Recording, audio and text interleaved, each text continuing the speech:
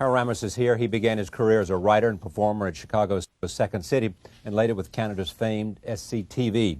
1978, he turned his focus to film, co-writing the script for Animal House. Since then, as an actor, writer, or director, and sometimes all three, he has been associated with some of the classic comedies of the past 20 years. Caddyshack, Stripes, Ghostbusters, and Groundhog Day. Here is a brief look at his career. There's something very important I forgot to tell you. What? Don't cross the streams. Why? It would be bad. I'm fuzzy on the whole good-bad thing. What do you mean bad? Try to imagine all life as you know it stopping instantaneously and every molecule in your body exploding at the speed of light. Total protonic reversal. All right, that's bad. Okay. All right, important safety tip. Thanks, Egon. Is my love a story that had no end? I give.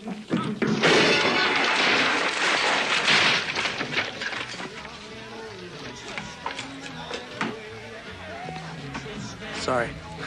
Mrs. Lancaster, was anybody looking for me here this morning? Perhaps a state official, maybe a blue hat, gun, nightstick? Oh, no, no one like that. Will there be? Apparently not. That's it. You don't understand. Nobody talks to me like that. You understand? You understand? Yes, I do. That's it. Let's do it. I'm ready. You don't hear the word no very often, do you? I hear it all the time, only it's more like, no, please, no, no. The dog went on the picnic basket.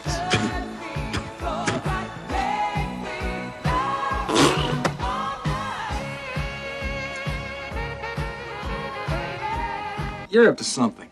What are you talking about? I'm up to... I'm not... What, are you jealous? Look, you can't cheat on Laura. You can't cheat on Laura. I never even get to see Laura. How do I do it? I'm going to show you.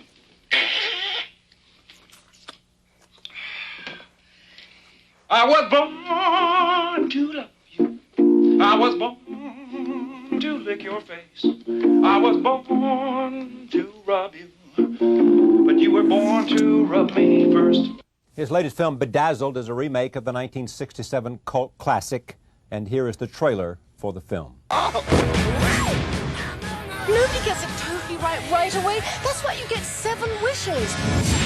Besides, do I look like somebody who'd try to trick you? I'm pleased to have Harold Ramis at this show for the first time. Welcome to the broadcast. Thank you very much. Yeah, this is a little bit of a departure for you because you're doing a sequel.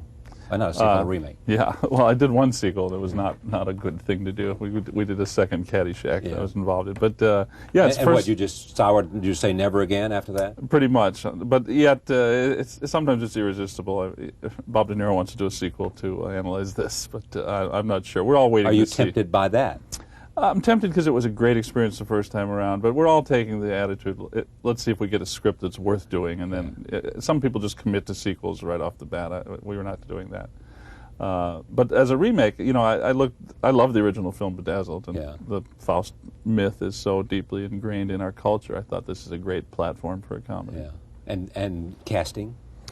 Well, Brendan Fraser, you know, we decided that the basic setup is the guy makes the traditional deal with the devil. He sells his soul for 7 wishes. And I wanted to really push the wishes so that he was transformed in each wish, that he became a different person, basically, as most of us wish we could be radically different in lots of ways. So it needed an actor with tremendous range and flexibility, and we looked at Brendan Fraser's work, and he seemed to have it all. You know, in each movie, he was completely different. He's one of those very well-trained classical actors who can really transform himself. He's not just a personality that we see plugged into different stories. He's a real good actor, and with a big, wacky sense of humor. He does physical comedy extremely well. He's dexterous. He's not afraid to look stupid. You know, George of the Jungle, you know, was as goofy a performance as I've ever seen. And then I met him, and I loved him personally, and he was really responded to the material and was so eager to do it. It seemed like a good choice. Suppose you'd met him and didn't like him. I have been really lucky. I've not worked with people that I disliked. I thought he was a great actor, who's right for the role, can do the job. But man, I don't want to spend a year with this guy. It's a good question. I've never had to do it. I've never had to do it. I mean, I've had conflicts on the set, but I've never worked with someone I actively disliked. Elizabeth Hurley. sensational. Yeah. Yes, I'd say. She kind of walked into our office and seized the part, with both hands, and just shook us around a little bit and left with the job. Before she was out of the door. That's it. Okay. You said, yes, you've got it. It's yours. You're the devil. Not a hard sell at all. No. I mean, if you were going to make that deal with the devil, she's the one most likely to get you to sign. So you made a deal with the devil. Yeah.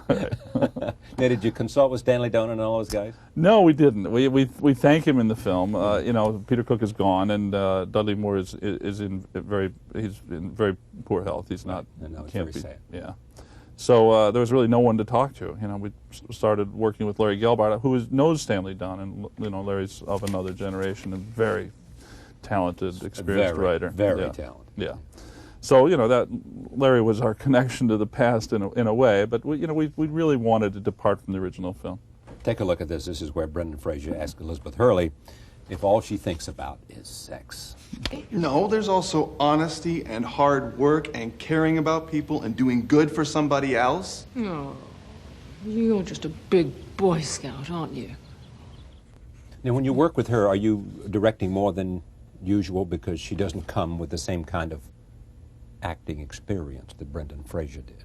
Well, no, actually, a lot of people think that the director, shapes the performance or teaches the actors to act somehow on the set. No. It doesn't happen. No, the trick, Stanley Donen said this, he made the original film, and I saw him say this on the Academy Awards. You hire the people who are already doing it right, and then you have very little to do. That's why directors come on this show and others and say, casting is 75% of the job.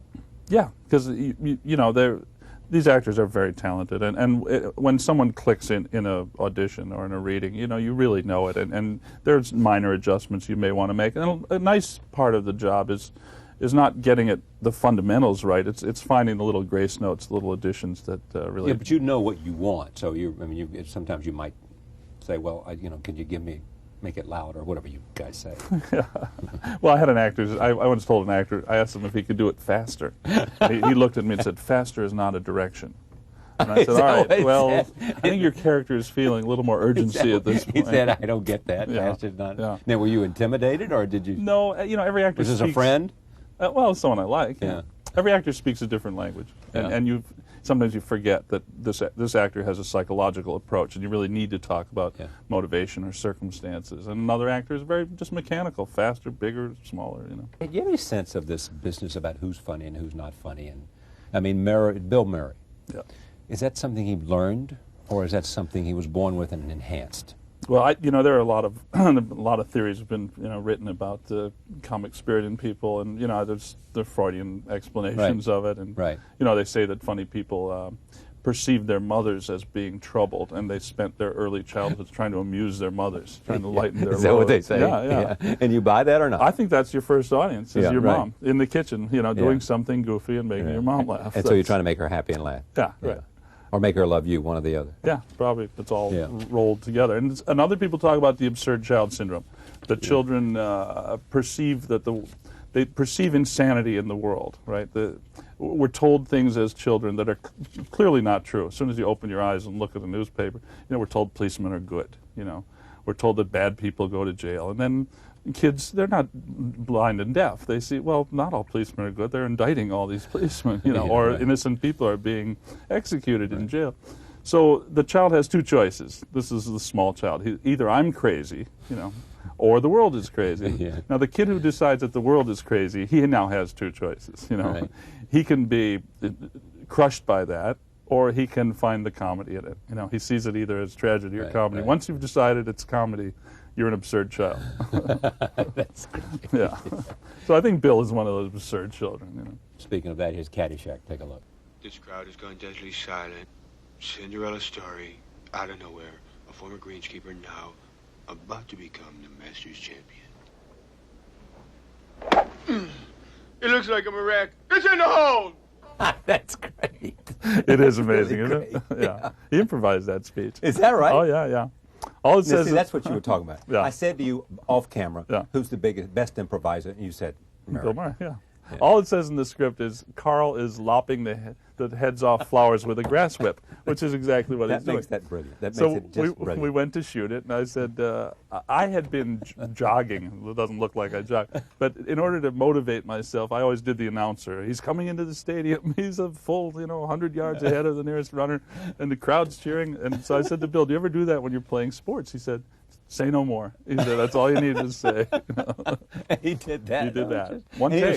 That's exactly right. It looked like one take. One take, two cameras. I mean, you had a couple of edits there, but you could have... Yeah, it's just two cameras from different angles. It's not the same take. Well, listen, come back sometime. It's great to have you. Pleasure. Here. It really is. Thank you so much. Thank you for joining us. See you next time.